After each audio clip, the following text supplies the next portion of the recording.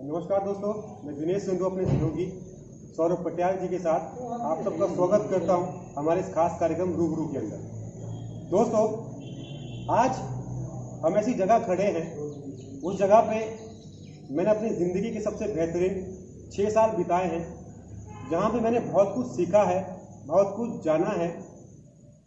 दोस्तों, आज हम हैं doctor Yashwant Singh Parmar government senior secondary school Bhoranj के अंदर। और दोस्तों, यहाँ आने का पर्पस हमारा यही है, इस स्कूल की एक ओल्ड स्टूडेंट एसोसिएशन बनी है। आज हम मुलाकात करेंगे इस संस्था के सदस्यों से कि इसको बनाने का आइडिया क्या था, मोटिव क्या है, आखिरकार ये संस्था क्यों बनाई गई, और अगर आप में से कोई भी पर्सन इस संस्था के साथ जुड़ना चाहता है तो वो कैसे इस संस्था का मेंबर बन सकता है। तो दोस्तों, चलिए आपको रूबरू करवाते हैं उन सभी सदस्यों से जो इस संस्था के मेंबर हैं। तो दोस्तों, आज हमारे साथ हैं इस संस्था के मेंबर्स। मैं सबसे पहले आपको उनका परिचय देना चाहूंगा।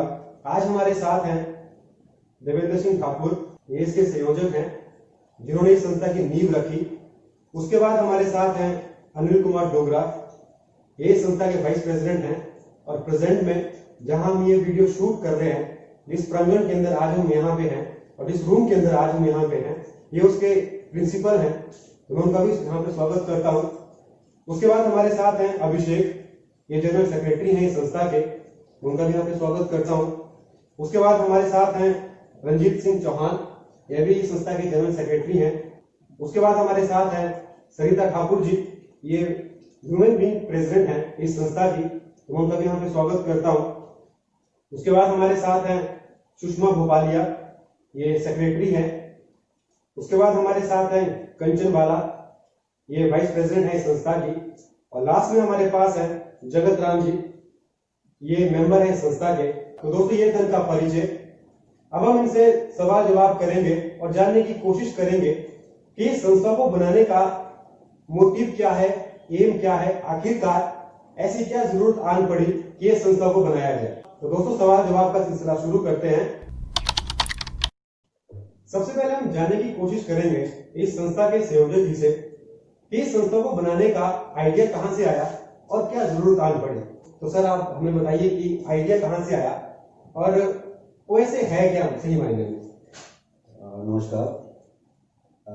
एक्चुअली मैं कुछ साल पहले, 3-4 साल पहले मैं ऊना में था, तो बीच में एक हमारी मैडम थी, वो she was suffering from cancer, और बीच में वो छुट्टी लेके निकल जाते थे कहीं, तो उन्होंने फोटो डाले और फिर मैंने पूछा कि आप कहाँ जाते हो, तो वो शायद बिहार यूनिवर्सिटी, कोई प्रेस्टिजियस यूनिवर्सिटी थी, वहाँ वो स्टूडेंट रहे हैं, उनका एलमेडी था वहाँ। वो टूर्स करते हैं, हर साल ऑलमोस्ट जाते हैं। हालांकि वो उस टाइम मेरे दिमाग में आइडिया जरूर आया था, बट सोचा ऐसा था नहीं कुछ कि मैं करूँ कुछ या कोई ऐसी एसोसिएशन बनाऊंगा। तो मैंने सोचा क्यों ना कि स्कूल के नाम से ही कुछ किया जाए, समाज सेवा के नाम पे, और कोई नाम रखने के बजाय या किसी और नाम से कोई काम करने के बजाय, जो हमारा, जहां हमने शिक्षा ली, जहां हमारा दिल जुड़ा हुआ है, उसके नाम से कुछ किया जाए, और स्कूल का नाम भी आगे बढ़ेगा, और स्कूल के बच्चों के लिए या जो हमारे वो स्टूडेंट्स रहे हैं, अगर उनकी कोई समस्याएं हैं, उसके लिए हम काम करते हैं। तो बीच में ये सारे साथी बीच में मिले, मुझे डिस्कशन हुआ, कुछ साथियों ने मिलके जो नाम सोचा वो था ओल्ड स्टूडेंट एसोसिएशन योगदान भोरंज। कि हर किसी की तरफ से एक योगदान हो समाज के लिए, चाहे उसमें गरीब बच्चे हैं या और गरीब लोग हैं जिनकी, या बीमार लोग हैं, उनकी हम हेल्प कर सके किसी तरह। आइडिया काफ़ी ज़्यादा है, काफ़ी चीज़ें हमने सोची हुई हैं। तो इस तरह से ये नाम जो है हमारे सामने आया, और काफ़ी लोग जो हैं हमें सपोर्ट भी कर रहे हैं, चाहे वो फ़ोन के थ्रू करते हैं, चाहे वो किसी और माध्यम से करते हैं। फिर धीरे धीरे सारे लोग जुड़ते गए, और आज ये संस्था जो है वो अपने विकास में है। जल्दी ही हम कुछ गतिविधियां जो शुरू करने जा रहे हैं, जिसका भविष्य में हम जो है वो फेसबुक के माध्यम से या व्हाट्सएप के माध्यम से जो है वो जनता को देंगे। तो आपने अभी आइडिया बता दिया, और ये वैसे सही मायने में है क्या हमने जान लिया। मेरा अगला प्रश्न आपसे ये है कि जब आपने इस संस्था को बनाने का निर्णय लिया, तो लोगों का रिस्पॉन्स क्या था उसके चलते? क्या लोग इसके सपोर्ट में थे या फिर इसके विरोध में थे? विरोध में तो बड़े कम लोग थे। जब मैंने इसको फेसबुक पे एज ए ग्रुप डाला था तो हालांकि आलोचना हुई थी शुरू में कि लोग क्या करेंगे, और जैसे ही लोगों को समझ आया कि हमारा आइडिया क्या है और हम क्या करना चाहते हैं, तो हर किसी ने सपोर्ट भी किया है। और रेगुलरली लोगों के फ़ोन भी आते हैं, ज्वाइन करने के लिए भी फ़ोन आते हैं। मेंबरशिप भी लोगों ने, चाहे वो इंडिया के किसी भी पार्ट में है, उन्होंने मेंबरशिप भी दी है और साथ में वो तारीफ भी करते हैं कि ये काम बहुत अच्छा है। और हम लोग भी चाहते हैं कि आपके मेंबर भी बने और साथ में साल में एक आधी अलमिनी भी हम अरेंज कर पाए, ऑर्गेनाइज कर पाए। तो ऐसे बातें होती रहती है और अब तो एक मूवमेंट है, ये मूवमेंट की तरह चला हुआ। तो अभी हमने वैसे के बारे में जान लिया। अब हम जितने भी सदस्य यहाँ पे बैठे हैं इस संस्था के, उनसे जानेंगे कि उनका इस संस्था से जुड़ने का कारण क्या था, वो क्यों जुड़े। मैं आपसे जानना चाहूंगा कि आप इस संस्था से कब जुड़े और आप इस स्कूल से पास आउट कब हुए? फेसबुक पे जब देवेंद्र जी ने ग्रुप बनाया तो उसकी जानकारी मुझे मिली और देवेंद्र जी से मैं निजी रूप से भी रूबरू हूँ। तो मैंने उनको फ़ोन किया कि मैं भी जुड़ना चाहता हूँ और जो नए काम कर रहे हैं उसमें जो मेरी सहभागिता से होगा तो उसके लिए मैं तैयार हुआ और 94 में मैं इस स्कूल से पास आउट हुआ हूँ। तो इस प्रकार से मैं इस संस्था के साथ जुड़ा। मेरा नाम रणजीत सिंह है और इस स्कूल में हम 1981 तक पढ़े हैं शुरू से लेके। और संस्था के साथ जुड़ने के लिए मेरे क्लासमेट आज़ाद किशोर आज़ाद जी का मुझे फ़ोन आया तो उन्होंने बोला ऐसे संस्था बनाने का आइडिया है। तो मुझे बहुत अच्छा लगा कि इसी बहाने हम पुराने साथी मिल भी लेंगे और जिस स्कूल से हम पढ़े हैं उसके लिए कुछ कर भी पाएंगे। तो अच्छा लगा और इस संस्था मैं इस जब तक इस संस्था में 1970 से लेकर 80 तक पढ़ा और हमारा पूरा परिवार भी यहाँ पढ़ा और मैंने यहाँ कम से कम लगभग 20 साल नौकरी कर दी है इसी स्कूल में। इस स्कूल में 20 साल नौकरी कर दी है as a physical education teacher. तो इसका उद्देश्य हमारा सीधा ही है OSA का, ओल्ड स्टूडेंट एसोसिएशन का, कि हम गरीब बच्चों, जो गरीब से गरीब बच्चे हैं, उनकी मदद कर सकें या कोई अन्य है बीमारी से कोई ग्रसित, उनकी समस्या का समाधान कर सकें। तो मैं इस तरफ से जानना चाहूँगा कि आप कैसे जुड़े संस्था से। तो मैं सबसे पहले शुरुआत आपसे करूँगा। मैं तो आप मुझे बताइए कि आप इस संस्था से कैसे जुड़े। Hello, my name is Sushma. मैं इस स्कूल से 2005 में पास आउट हुई हूँ। मेरा इस कंसेप्ट से जुड़ने का मतलब इतना वो नहीं था कि मुझे पता नहीं था इसके बारे में। मैं एक लिंक चाह रही थी। मैं भी एक सामर्थ्य करके एक एसोसिएशन है जिससे मैं जुड़ी हुई थी। उस टाइम मुझे देवेंद्र सर से मेरी बात हुई मेरे ब्रदर के थ्रू। तो मुझे सर ने समझाया कि गरीब बच्चों की हेल्प करने, जहाँ पे गरीब बच्चों की बात आती है, एक ड्रीम की बात आती है। मैंने बहुत सारे बच्चों को, मैं टीचर हूँ ऐसे बाय प्रोफेशन, तो मैंने बहुत सारे बच्चों के सपने टूटते हुए देखा है। अभी मतलब मैं यहाँ घर से जा रही थी तो मेरे साथ एक इंसिडेंट हुआ। 10th क्लास का स्टूडेंट था जो कि सुबह 4 बजे ऑटो लगाने आया था अपने पापा का। और मुझे उस चीज़ से ना मतलब ये बात पिंच हो रही थी कि मतलब मैं ऐसी किसी संस्था से जुड़ूं कि मैं बच्चों की हेल्प कर पाऊँ, क्योंकि हर बच्चे का सपना होता है और उस सपने को पूरा करने के लिए अगर वो एक ड्रीमर है वो बच्चा, तो वो पूरी कोशिश करता है उस ड्रीम को पूरा करने के लिए, चाहे उसको कुछ भी करना पड़े। तो मुझे इस संस्था के साथ जुड़कर बहुत अच्छा लगा। मैम आप बताइए इसके बारे में। मैं कंचन वाला और मैं इस संस्था से सिर्फ और सिर्फ देवेंद्र सर जी के वजह से जुड़ी हूँ और मैं इनका इस चीज़ के लिए हार्दिक धन्यवाद करती हूँ कि मुझे यहाँ पे अपना एक बचपन फिर से जीने का मौका मिला है। जैसे हम लोग आप लोगों से इनसे मिल रहे हैं तो एक खुशी है मन में, और सबसे बड़ी खुशी ये है कि हम एक मोटिव लेके चल रहे हैं कि हम गरीब बच्चों की, चाहे सोसाइटी में किसी की भी हेल्प कर सकेंगे। और हम यहाँ से जो कुछ लेके गए हैं आगे हम किसी को कुछ दे भी सकते हैं। हम इतनी काबिलियत रखते हैं आज इस स्कूल की वजह से। तो इस चीज़ के लिए मैं इस संस्था से जुड़ी और मैं फिर से तहे दिल से धन्यवाद करती हूँ आप सभी का। धन्यवाद। मैं सरिता कुमारी मैं इस शिक्षण संस्थान में आजकल अधीक्षक महोदय के पद पर तैनात हूँ। मुझे भी ये देवेंद्र सर हमारे क्लास फेलो हैं, 92 में मैंने यहाँ से +2 की है। तो देवेंद्र सर का फ़ोन आया मुझे कि ऐसे ऐसे हम संस्था बना रहे हैं, तो आप भी जुड़ें इसके साथ। तो इनकी वजह से ही मैं इस संस्था से जुड़ी हूँ और ये इकट्ठे भी पढ़े हैं। तो इस करके और जो आगे हमारा आने वाला समय है वो हम चाहते हैं कि जो गरीब बच्चे हैं, जो असहाय लोग हैं, उनकी हम सहायता कर सकें। तो लास्ट में हम जानते हैं, last but not the least, school के प्रिंसिपल सर से कि उनका इस संस्था से जुड़ने का कारण क्या है। मैं अनिल डोगरा। मैं सर्वप्रथम देवेंद्र जी का धन्यवाद करता हूँ कि जब भी इस संस्था की शुरुआत हुई तो हमारे बीच में इस संस्था से संबंधित विषय के ऊपर चर्चा हुई और मुझे इनकी बातों ने बहुत प्रभावित किया और मेरा भी मन हुआ कि एक ऐसा इंस्टीट्यूट जहाँ पे मैं पढ़ा हूँ और जिस इंस्टीट्यूट ने मुझे आज इस मुकाम तक पहुँचाया है, क्यों ना उसकी भलाई के लिए, उसके सर्वांगीण विकास के लिए हम भी अपना योगदान दे सकें। और बहुत से ऐसे बच्चे होते हैं किसी भी संस्था में जो कि पढ़ने में बहुत अच्छे होते हैं, लेकिन कहीं ना कहीं आर्थिक रूप से पिछड़े हुए हैं या उनको संभालने वाला कोई नहीं है। तो क्यों ना हम एक गार्डियन के रूप में उनकी मदद करें और इस संस्था के लिए हम जितना कर सकें हम उतना कर सकें। धन्यवाद। कि स्कूल से ऐसे ऐसे लोग पढ़ के निकले हैं जिन्होंने अपनी जिंदगी के अंदर अपनी शिक्षा के दम पे, अपनी मेहनत के दम पे बहुत बड़ा मुकाम हासिल किया है। अब हम जानते हैं ऐसे लोगों के बारे में।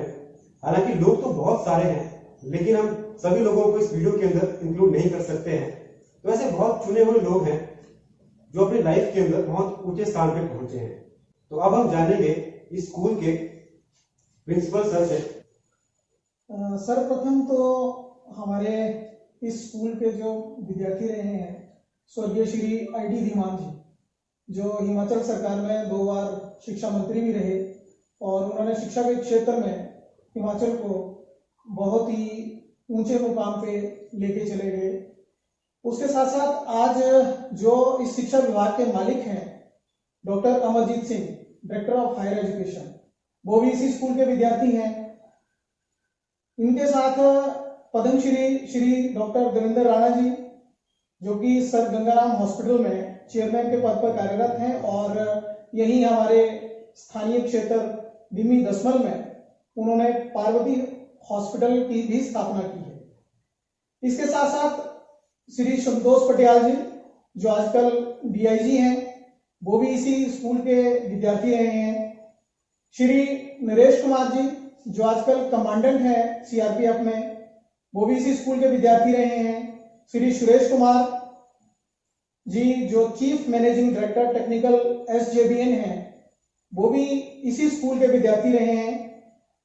आजकल डिप्टी डायरेक्टर जायका श्री किशोर जी, वो भी इसी स्कूल के विद्यार्थी रहे हैं। और अंत में मैं हमारे जो यूनिवर्सिटी में प्रोफेसर वीर सिंह रांगड़ा जी हैं, जिनको कि आज पूरा हिंदुस्तान जानता है, वो भी इसी स्कूल के विद्यार्थी रहे हैं।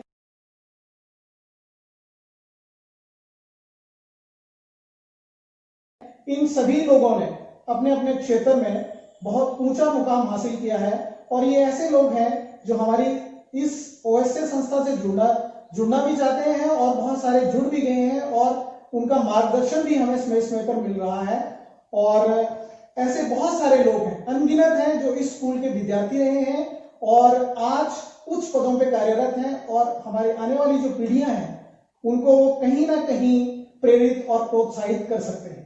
अब हम थोड़ा इसको इंटरेस्टिंग बनाते हैं। अभी हम इन सभी मेंबर से जानने की कोशिश करेंगे ऐसी मेमोरी को जो याद हो इनके स्कूल टाइम की, जिसको ये आज तक नहीं भूल पाए हैं। तो मैं शुरुआत मैम आपसे करूंगा कि आप बता पाए ऐसी मेमोरी कोई जो आपको आज तक याद हो।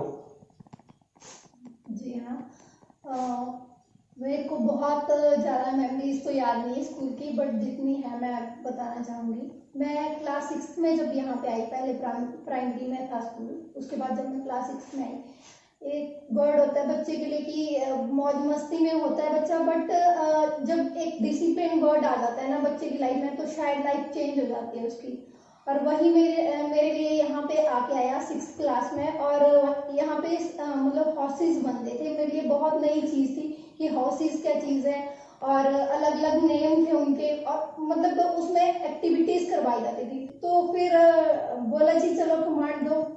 अब छोटा बच्चा छोटा होता है और थोड़ा सा नया आया होता है स्कूल में तो वो डरता है, तो वो मेमोरी अभी भी मुझे याद है कि मुझे उस टाइम समझ आया था एक डिसिप्लिन वर्ड क्या होता है।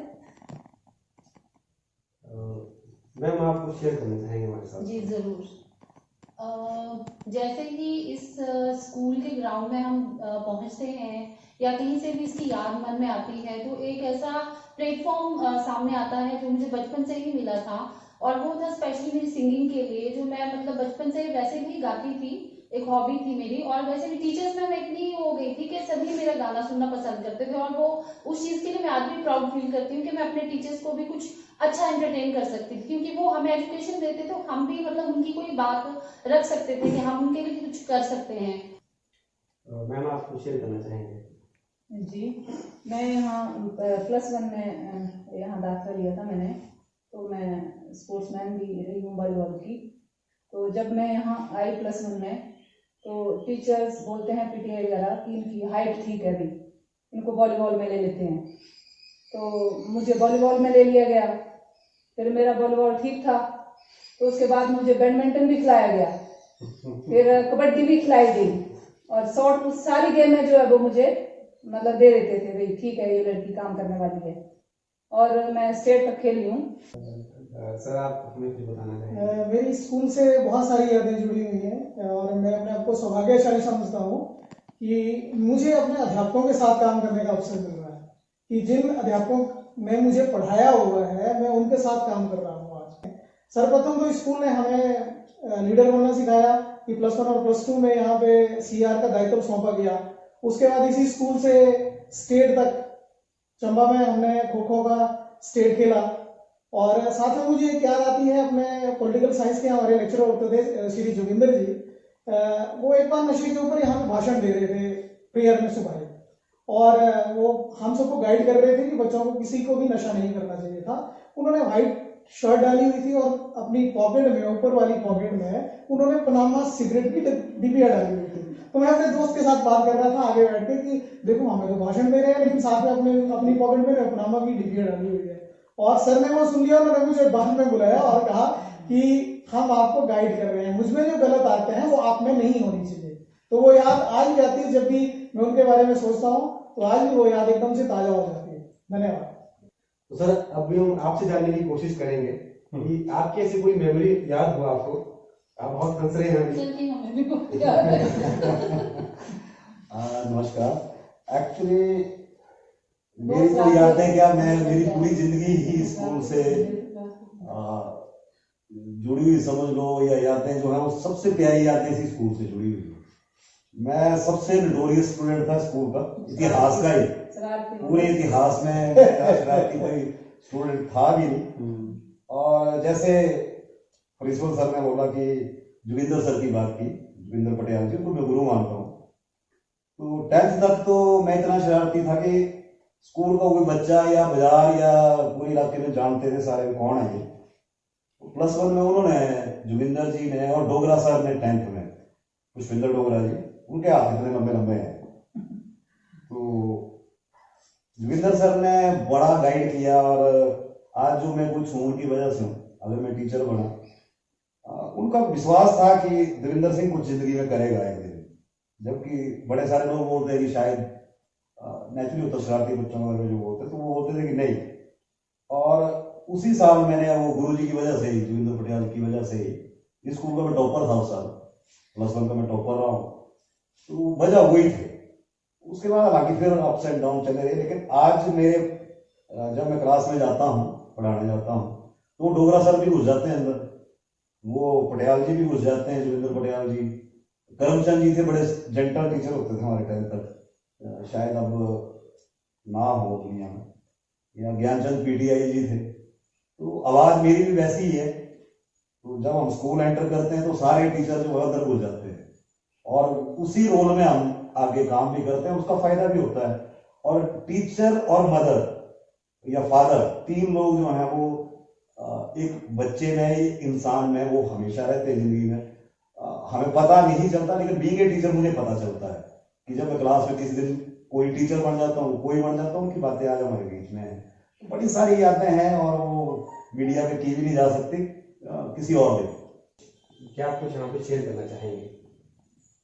जहाँ तक स्कूल की यादों के बारे में बात है, बहुत सारी ऐसी स्वीट मेमोरीज हैं जो स्कूल से मेरे साथ जुड़ी हुई है, लेकिन मैं यहाँ वो मेमोरी अपनी शेयर करना चाहता हूँ जिसने ज़िंदगी में वास्तविक मुझे सोच का आधार दिया, मेरे जीवन को बदला।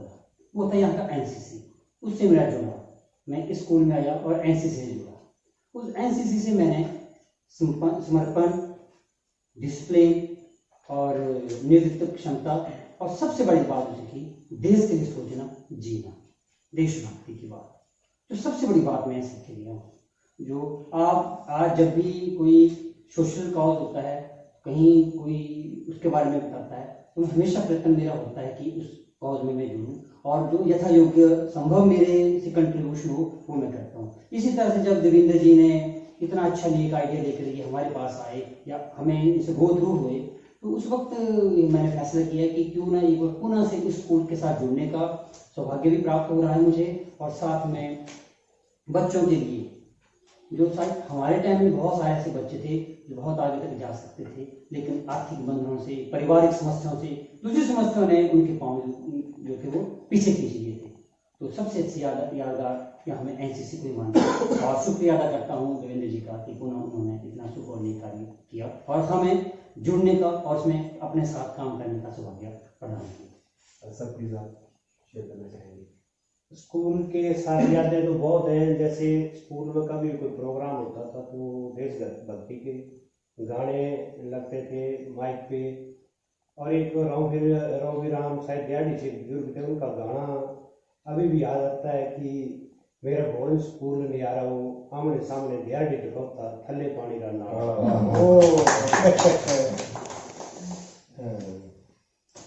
मैंने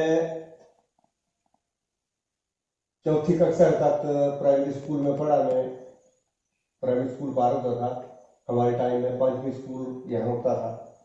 तो पांचवी स्कूल में यहाँ आया तो यहाँ लगभग कोई 2000 बच्चा होता था। तो एक देख के डर लगता था यहाँ कि इतने बच्चे इस पाठशाला में।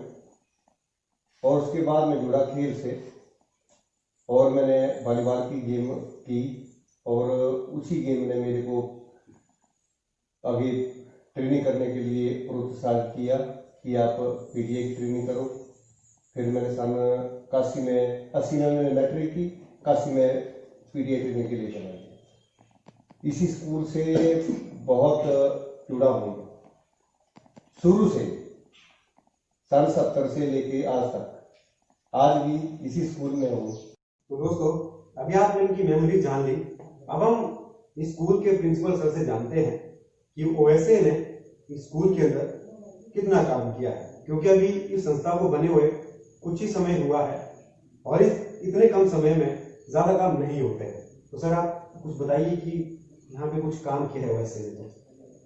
ओएसए ने यहाँ पे 2 बार प्लांटेशन का प्रोग्राम किया। अभी जैसा आपने भी बताया कि अभी ओएसए को बने हुए थोड़ा सा इसमें हुआ है, कार्यकारिणी का विस्तार हुआ, इसकी रजिस्ट्रेशन का प्रोसेस हुआ, और इसके बाद हमारा जो भविष्य में प्लानिंग है उसके बारे में हमारे जो संयोजक है वो भी आपको बताएंगे।